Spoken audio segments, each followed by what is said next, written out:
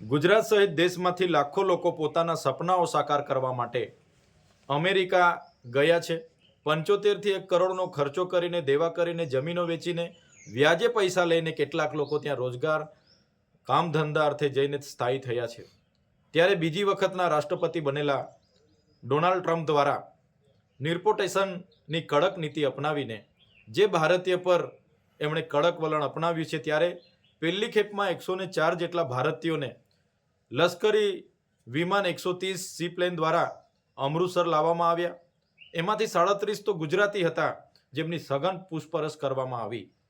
ત્યારે આવી રીતે જે પણ લોકો ત્યાં વસવાટ કર્યો છે, ત્યાં ગયેલા છે, એમના પર આજે જોખમની તલવાર લટકી છે, જેમાં 2 લાખથી પણ વધુ લોકો ગુજરાતીઓ છે, 16 થી 17 લાખ લોકો દેશના છે અને પૂરા દેશમાંથી આજે 65 થી 70 લાખ લોકો ત્યાં વસવાટ કરે છે।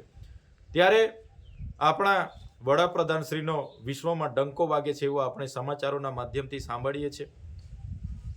અમેરિકા સાથેના સંબંધોની વાતો સાંભળીએ છીએ, ટ્રમ્પ સાથેની મિત્રતાની વાતો સાંભળીએ છીએ।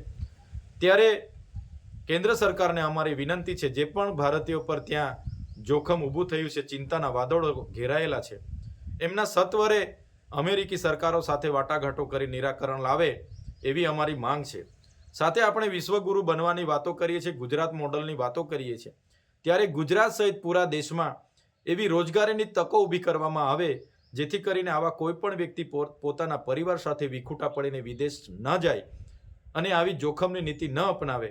એટલા માટે આપણા રાજ્ય સહિત દેશમાં જ રોજગારી ઊભી કરવામાં આવે એવી અમારી લાગણી અને માગણી છે।